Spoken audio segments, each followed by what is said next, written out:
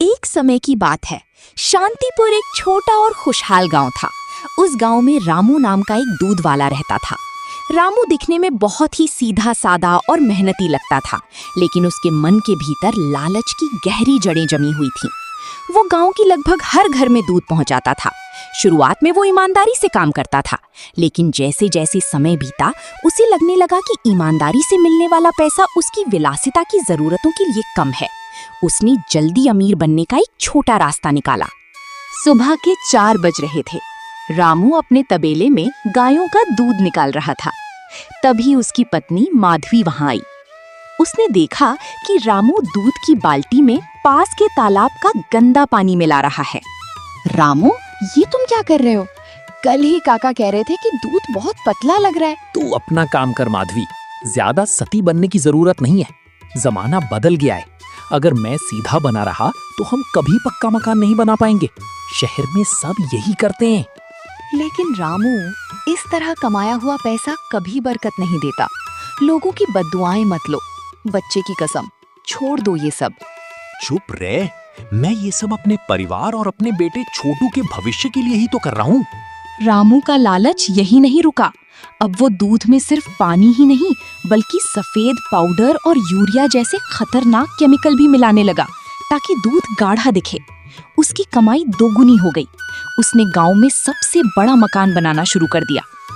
एक दिन वो काका के घर दूध देने गया। काका की तबीयत कुछ दिनों से ठीक नहीं थी। रामू बेटा, ये दूध कैसा है? इसमें से अजीब सी महक आती है और इसे पीकर पेट में दर्द होने लगता है। अरे काका, आप भी क्या बात करते हैं? गायों ने नया चारा खाया है ना, शायद इसलिए। आप पीजिए, ये आपकी सेहत बना देगा।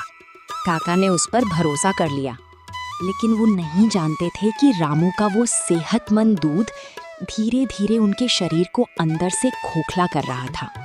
एक शाम जब रामू बाजार से लौटा तो उसने देखा कि उसके घर के बाहर भीड़ लगी है। उसकी धड़कनें तेज हो गईं। घर के अंदर से माधवी के रोने की आवाजें आ रही थीं। वो पागलों की तरह अंदर भागा। उसने देखा कि उसका प्यारा बेटा छोटू बिस्तर पर तड़प रहा था। उसका शरीर नीला पड़ रहा था और वो सांस नहीं ले पा रहा था। माधवी, क्या हुआ मेरे बच्चे को? ये ऐसे क्यों तड़प रहा है?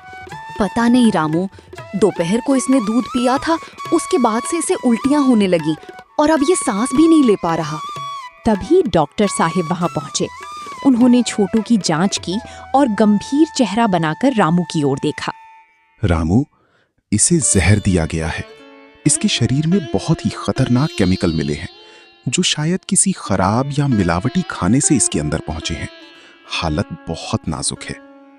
रामू के पैरों तले जमीन खिसक गई। वो समझ गया कि छोटू ने वही दूध पी लिया था जिसे रामू ने आज सुबह बेचने के लिए तैयार किया था, और उसमें जरूरत से ज्यादा केमिकल मिला दिए थे। पूरी रात रामू मंदिर की सीढ़ियों पर बैठकर रोता रहा। उसने भगवान से प्रार्थना की, हे भगवान, मेरा सब कुछ ले लो, मेरा नया मकान, मेरा पैसा, सब छीन लो, बस मेरे बेटे को बचा लो। मैंने जो दूसरों के साथ किया उसकी सजा मुझे दो, मेरे मासूम बच्चे को नहीं। लेकिन कुदरत का न्याय बहुत सख्त होता है। सुबह की पहली किरण के साथ ही डॉक्टर बाहर आए और उन्होंने अपना सिर झुका लिया। रामू, हम छोटू को नहीं बचा पाए। उसके शरीर के अंगों ने काम करना बंद कर दिया था। वो जहरीला दूध उसके लिए जानलेवा साबित हुआ। रामू जोर से चिल्लाया और जमीन पर गिर पड़ा। वो बार बार अपने हाथों को देख रहा था जिनसे उसने वो जहरीला दूध बनाया था। उसे गांव वालों के चेहरे याद आने लगे। वो बीमार काका, वे छोटे बच्चे जिन्हें वो रोज दूध बांटता था। देख लिया रामू, तुम्हारा मकान बन गया, तुम्हारी तिजोरी भर गई, लेकिन आज तुम्हारा अपना बेटा उस लालच की बलि चढ़ गया।